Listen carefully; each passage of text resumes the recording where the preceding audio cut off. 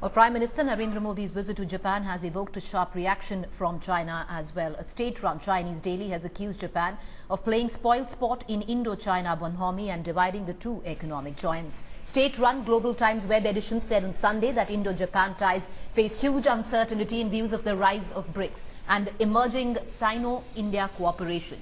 Meanwhile, Prime Minister in Tokyo spoke about China slamming its expansive policy mindset.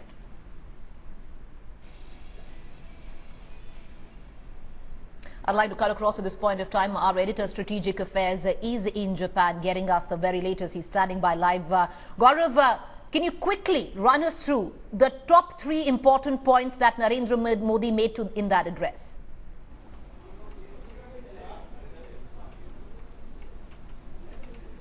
One, Prime Minister Narendra Modi said that there will be a special office that would be set up in the Prime Minister's office to facilitate Japanese investment in India.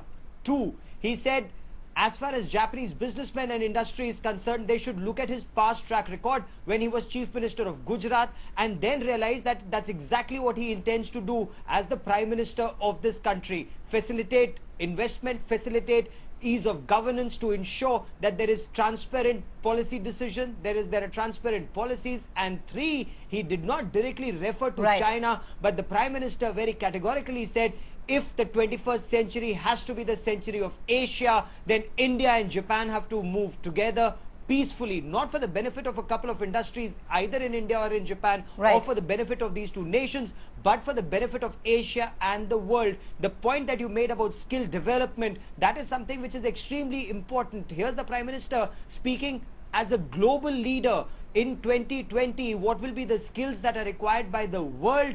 That skill mapping will be done by India, and then skill development will be done in coordination with Japan so that India provides those skills to the world. India is ready. 65% of the country's population under 30, and they would be ready to fill in that gap by the year 2020. The Prime Minister making a pitch for that in 2014. You know, Gaurav, where he said expansionism would never lead to progress in the 21st century. You and I both know it's a clear dig at China and what's happening around Japan with its islands there. What do you reckon? China is not going to take this very lightly because this is a clear swipe in Japan on China. Well, both for India and for Japan, it's a tightrope walk. India has a boundary dispute with China in Arunachal Pradesh and in Ladakh.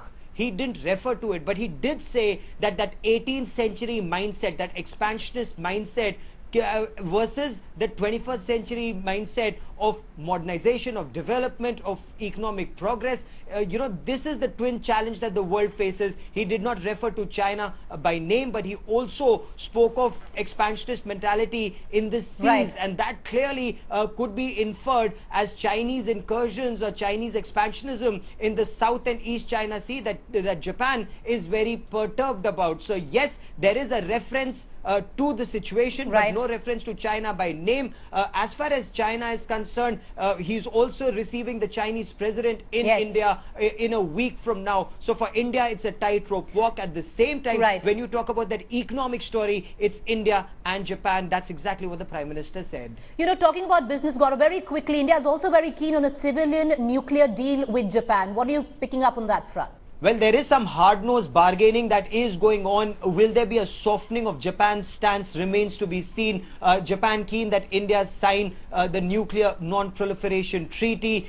Will a personal commitment given by Prime Minister Narendra Modi override India's reluctance to do so remains to be seen, because both Prime Minister Narendra Modi and Japan's Prime Minister Shinzo Abe considered extremely close. India insisting that there is a clear-cut distinction between its civil nuclear program and its military nuclear program, and there is no proliferation. India has a very strong record of non-proliferation. So will Prime Minister Narendra Modi's commitment work? Perhaps not today, perhaps not on this trip, but gradually. All right, we're going to keep coming back to Gaurav Sawant for the very latest. There are Trust headlines today to get you up to date with the latest developments taking place in Tokyo, Japan.